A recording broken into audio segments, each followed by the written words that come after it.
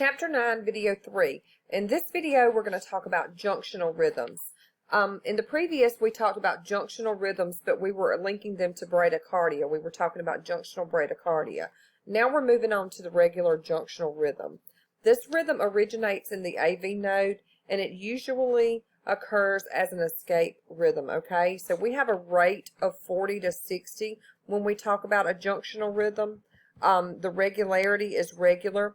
We have P waves. They can be inverted or they can be either hidden inside of the QRS.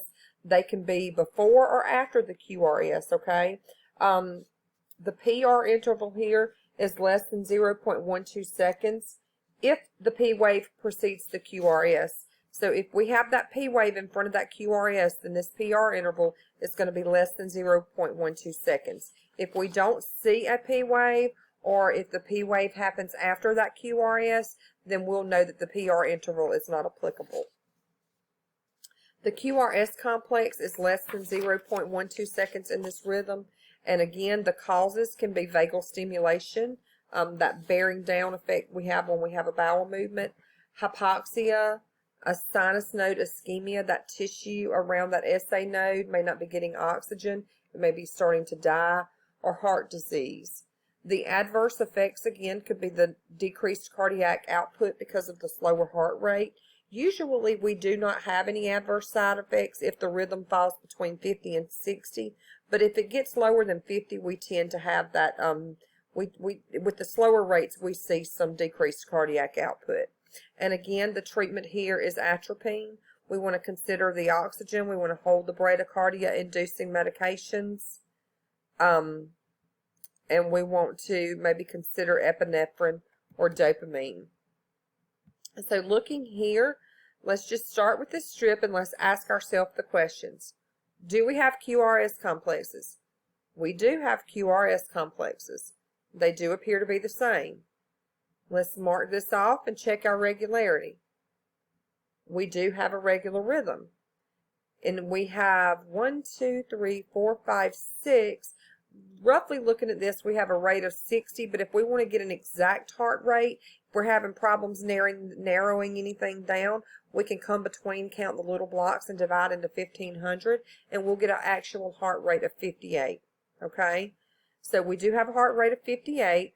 Now, let's look. QRST, I don't see a P. QRST, I don't see a P, so there's no P wave. So that tells us, what's happening here? There's not a P wave. Where's this rhythm happening?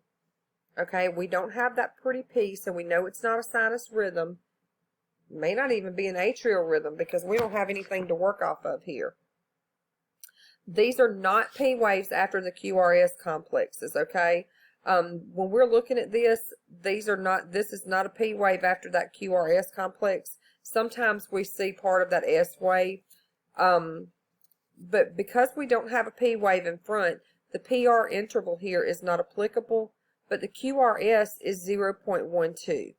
So we have our interpretation of this heart rhythm. If we go back to all of our criteria and mark through and see what meets what, then we have a junctional rhythm with a wide QRS. This rhythm could have had an inverted P wave with a short PR interval preceding the QRS or an inverted P wave after the QRS, but right here we don't see anything, so we know we're dealing with a junctional rhythm. One thing I will tell you, when you're answering your test questions, instead of trying to apply the criteria to all of these rhythms that we're learning, look at your choices. Look at all of your choices and jot down the criteria for your 4 choices.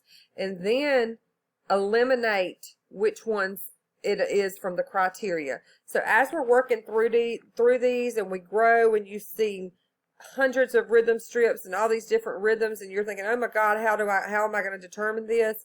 Look at the choices on your test questions and just jot down the criteria for the choices that you have on the test questions. And then you can use elimination from there. If we have an accelerated junctional rhythm, it can occur because of an escape or a usurpation. The sinus node slows down. The AV junction can escape and it can take over.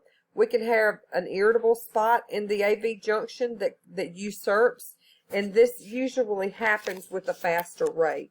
So an accelerated junctional rhythm, this would be the criteria, having a heart rate of 60 to 100. The regularity would be regular. The P waves could be, again, they could be inverted before or after the QRS, or they could be hidden inside of the QRS. The PR interval we only look at if we have that P wave before that QRS, and if it is a P wave before that QRS, the PR interval would be less than 0.12. The QRS is less than 0.12, and again, the causes could include heart disease, stimulants, caffeine. We usually don't have any adverse side effects because the heart rate is within normal limit. The treatment here is going to be nothing. We're going to remove the cause. So when we're given this strip, look at your 4 choices, okay? Look at your test question choices when you see the strip, and then write down the criteria for each of your choices, and then just see which one it best fits. So the QRS complexes here are the same. The rhythm is regular. We have a heart rate of 75. The P waves are absent. The PR interval is not applicable. The QRS interval is 0.08. So we have an accelerated junctional rhythm because it fits the criteria. Now we're going to talk about junctional tachycardia. Junctional tachycardia is an irritable spot in the AV junction that has taken over the pacemaker. It's called SVT, supraventricular tachycardia, if there are no visible P waves. This is the key thing. Junctional tachycardia is the same thing as SVT if we do not see P waves. If we do see P waves, then it will not be called SVT. So please make note of that. Junctional tachycardia occurs at a rate of greater than 100. The rhythm is regular. The P waves are inverted or hidden inside of the QRS. They can be inverted before or after the QRS, or again, they can be hidden inside of the QRS. If we have a P wave that's before the QRS complex, then the PR interval is going to be less than 0.12 seconds. The QRS is going to be less than 0.12.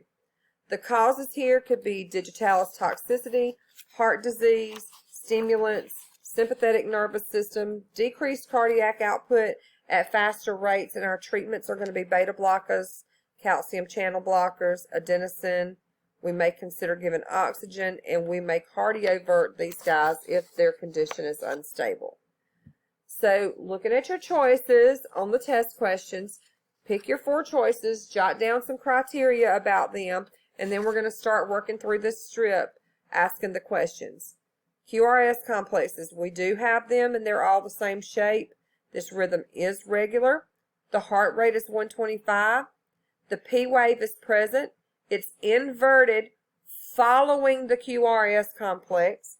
So our PR interval is not applicable because this P wave is following that QRS complex. The QRS interval is 0.08, so we have a rhythm of junctional tachycardia. This fits the criteria of junctional tachycardia. If you have any questions, please let me know.